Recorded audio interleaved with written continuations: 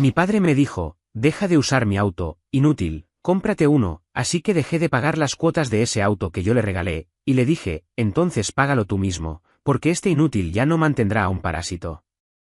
Mi nombre es Javier, y esta es la historia de cómo mi vida cambió por completo. No es una historia de héroes ni villanos, o tal vez sí lo es, pero no como uno espera. Es la historia de cómo el amor que sentía por mi padre, Alberto, se convirtió en una carga que casi me destruye. Todo comenzó cuando era niño. Mi madre nos abandonó cuando yo tenía apenas 5 años.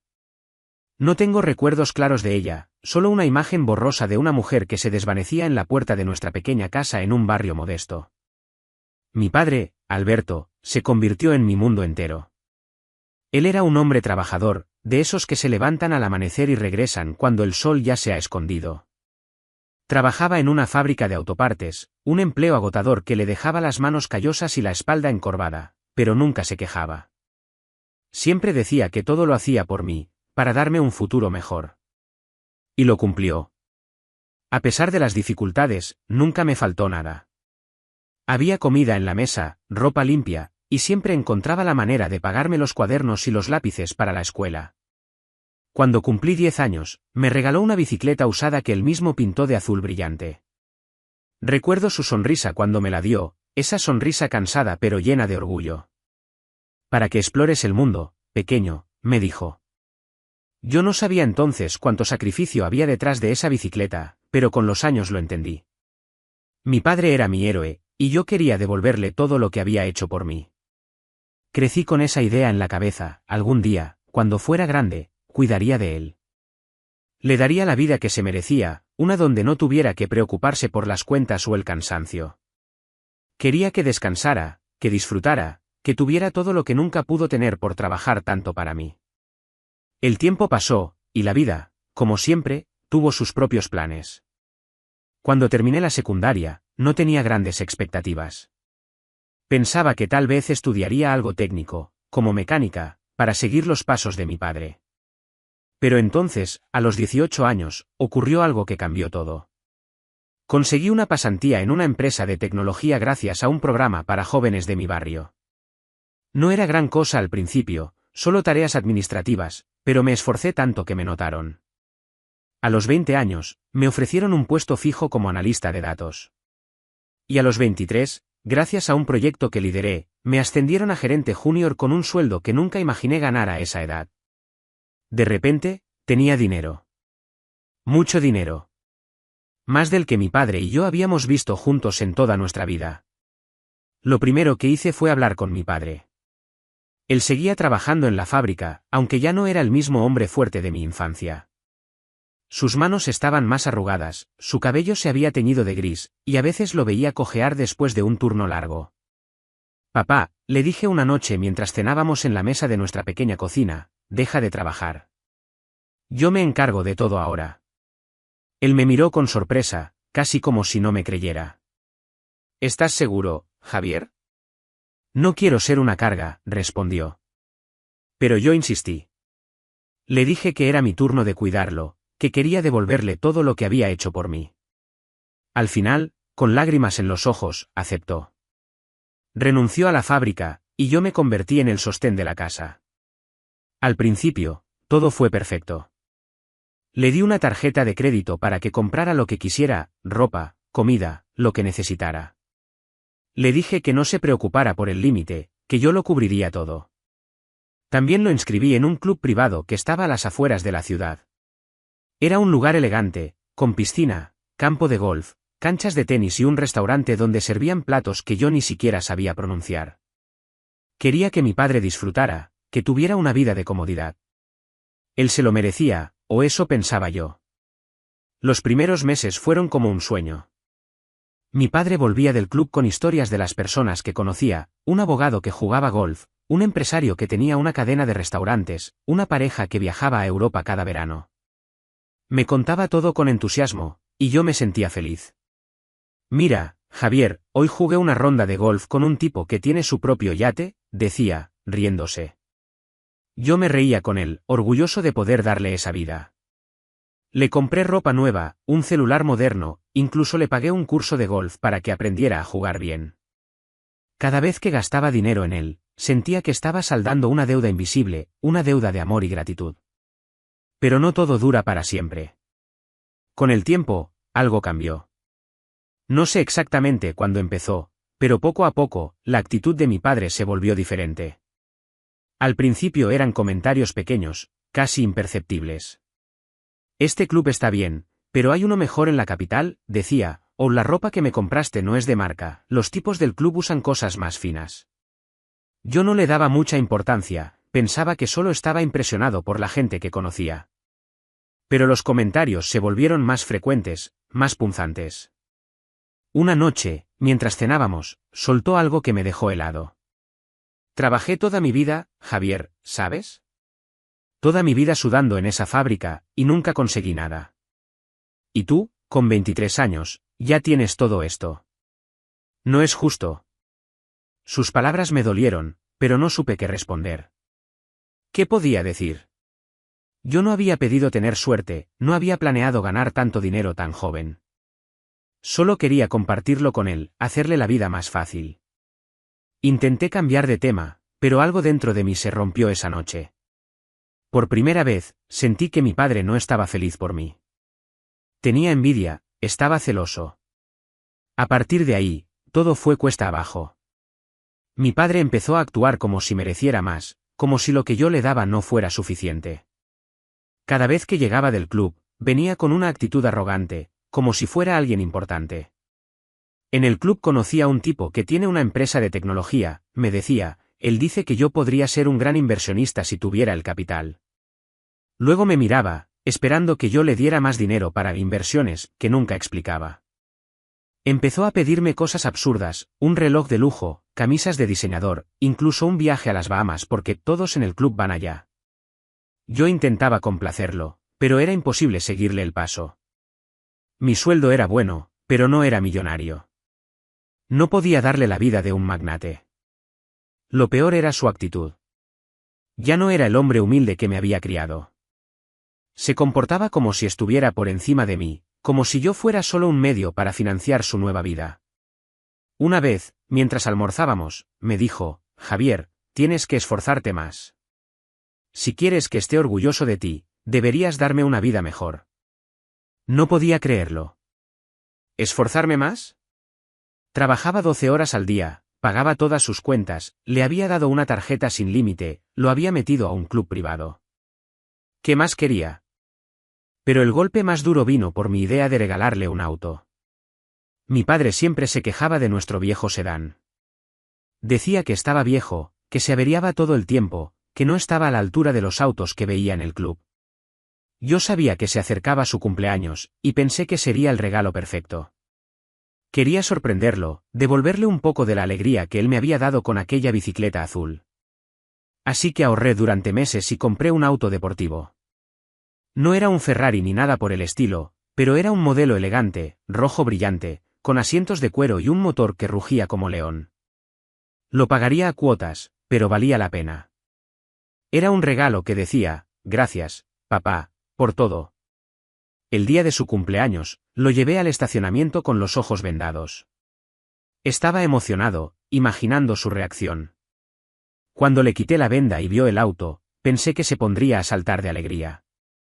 Pero no. Su rostro se arrugó en una mueca de decepción. Este es el color, dijo, frunciendo el ceño. Pensé que me comprarías algo mejor, Javier. Los tipos del club tienen autos de millonarios, no esto. Me quedé sin palabras. Había gastado una fortuna, estaba comprometido a pagar cuotas durante años, y él ni siquiera me dio las gracias. Solo aceptó las llaves y se fue a dar una vuelta, como si fuera un favor que me hacía al aceptar el regalo. A partir de ese momento, algo dentro de mí empezó a cambiar. Seguía queriendo a mi padre, pero cada día era más difícil soportar su actitud.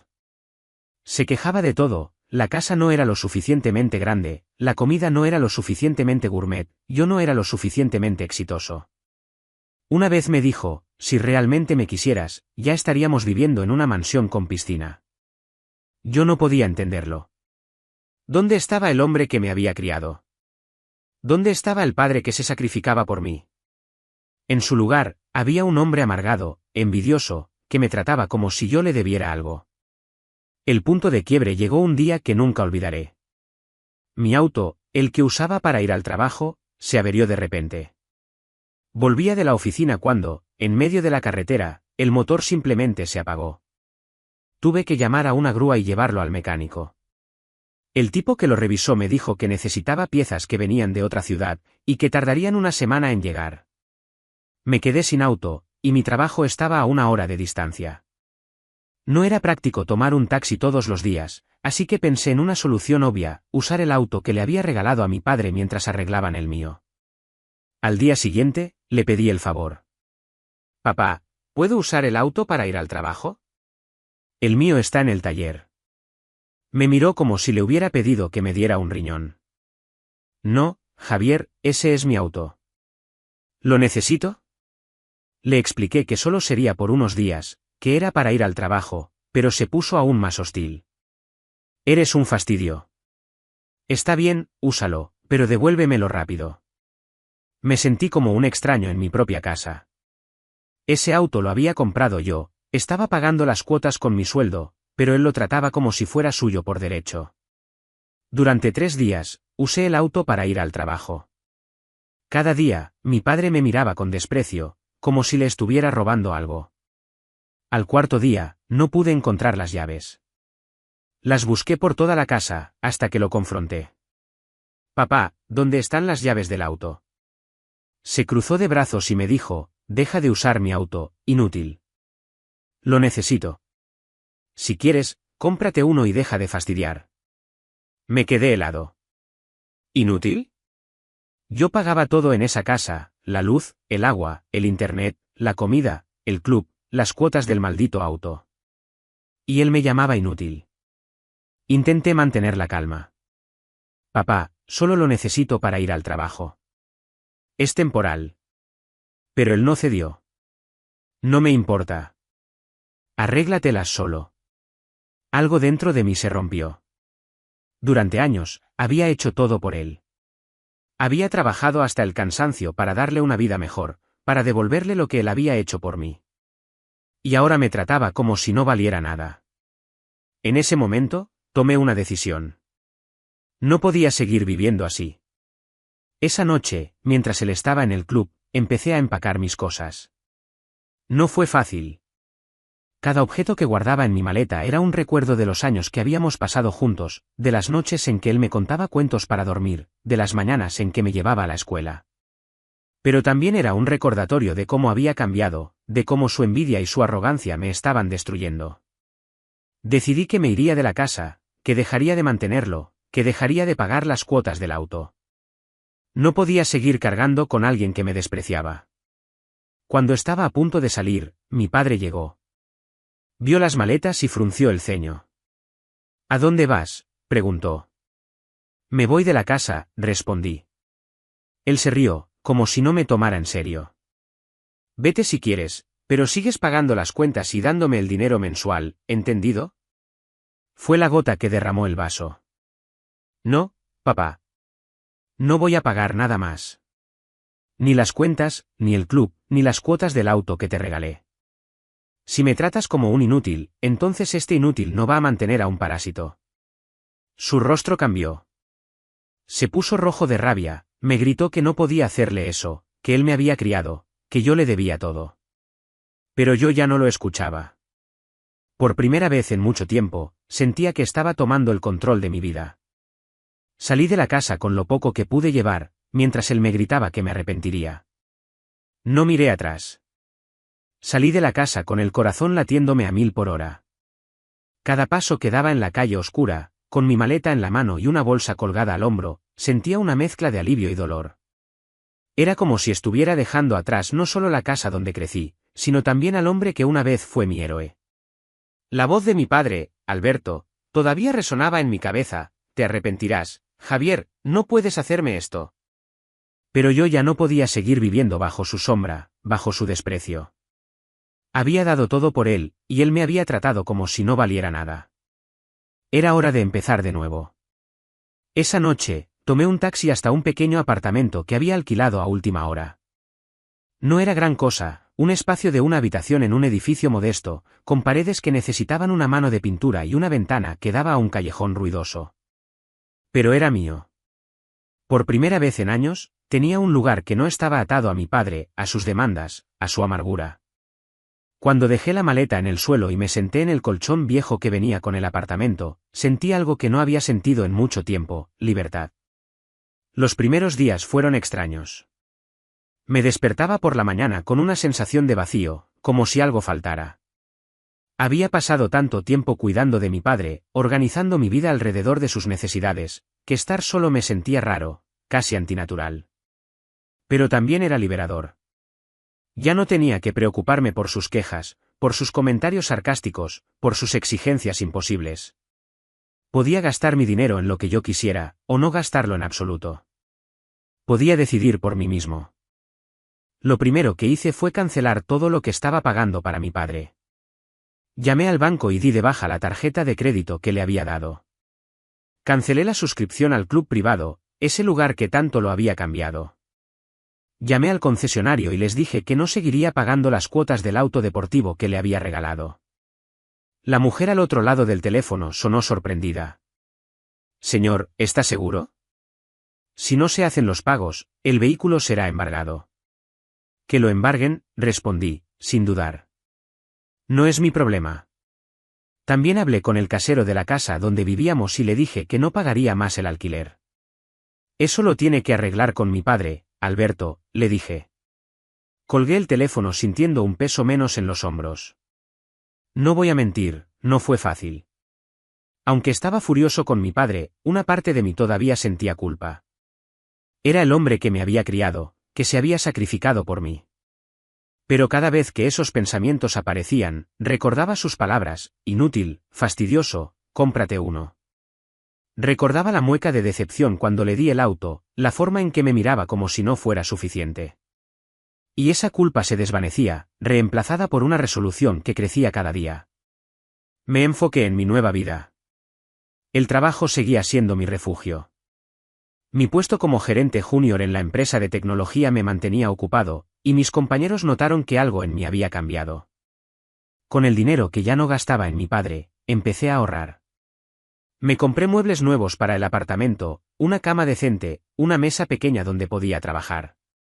Incluso me di el lujo de comprar un televisor que siempre quise. No era gran cosa, pero cada pequeño detalle me recordaba que estaba construyendo algo para mí, no para complacer a alguien más.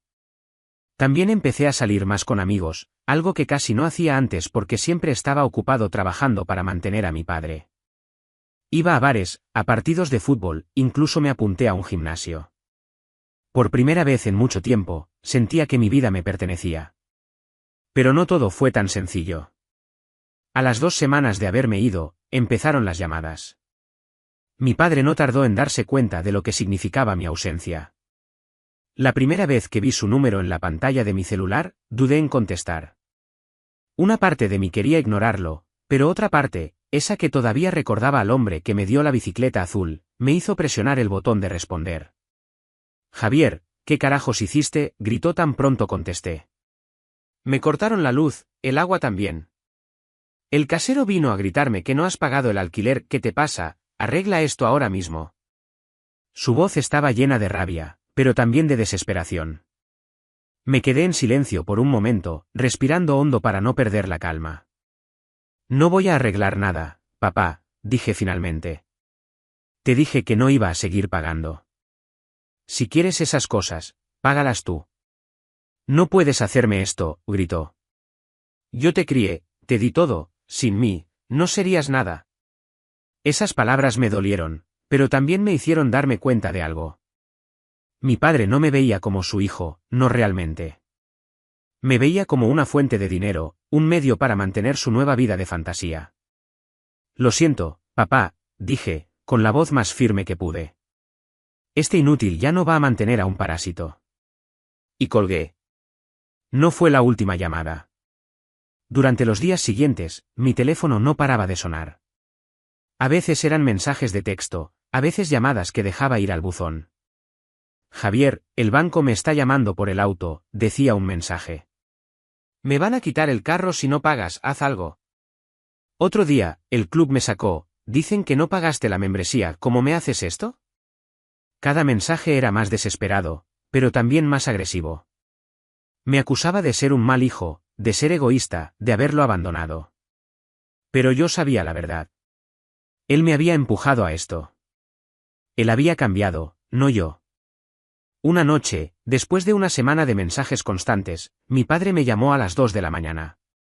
Estaba borracho, lo supe por la forma en que arrastraba las palabras.